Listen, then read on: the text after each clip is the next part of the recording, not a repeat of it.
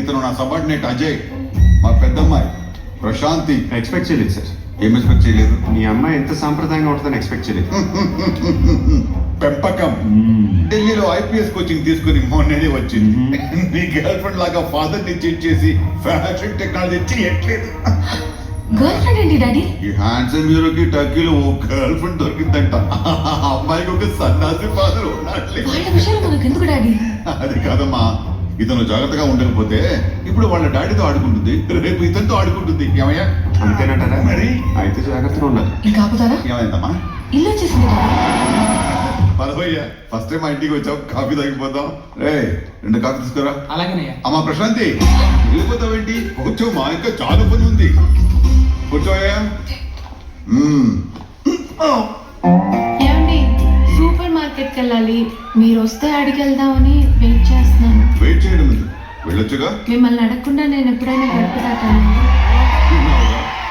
22 సంవత్సరాల క్రితం పెళ్లి పీడలకు దించిన తల ఇప్పుడు తాగలేదు. ఓసారి అర్థమానం సార్, పర్లేదు.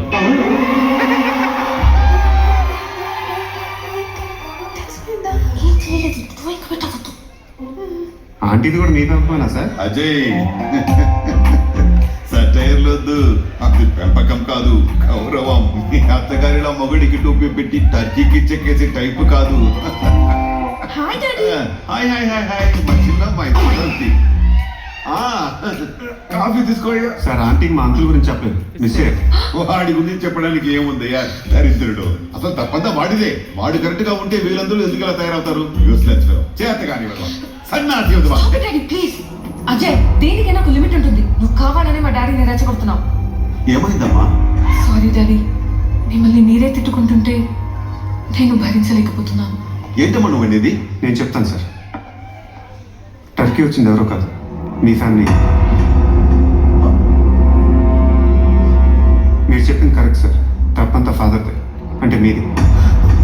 ఫ్యాషన్ వీక్లో 12 కంట్రీలు పార్టిసిపేట్ చేస్తే ఫస్ట్ వచ్చే అంత టాలెంట్ మీ కూతురుకు ఉందని తెలుసుకోకపోవటం మీ తప్పే. కానీ ఆ తప్ప ఆంటీ చేయలేదు. ఇన్నాళ్ళు తన కెరీర్ గురించి కూడా మీతో చెప్పడానికి భయపడ్డ ప్రశాంతి ఇప్పుడు ఇలా ఓపెన్ అవటానికి కారణం మీ మీద ఉన్న ప్రేమ, గౌరవం. ఇవన్నీ మీకు తెలియాలనే కొంచెం లిమిట్స్ దాటాను. Sorry sir. మా వాళ్ళతో కొంచెం మాట్లాడాలి. Will you please wait outside? Sure sir. Sorry daddy, యాక్చువల్గా మీకు అక్కర్లేదు, నాకు అర్థమైంది. నేను స్ట్రిక్ట్ గా ఉంటున్నాను అనుకున్నాను, కానీ మీ ఇష్టాల్ని కూడా నాతో చెప్పుకోవడానికి భయపడేంత స్ట్రిక్ట్ గా ఉంటున్నానని తెలుసుకోలేకపోయాను. ఇక్కడ నుంచి నీకు ఏది ఇష్టమో అదే చెయ్యి, నాతో చెప్పి చెయ్యి. ఎవరో చెప్పి తెలుసుకోవాల్సిన పరిస్థితి కల్పించకండి. కంగ్రాట్స్.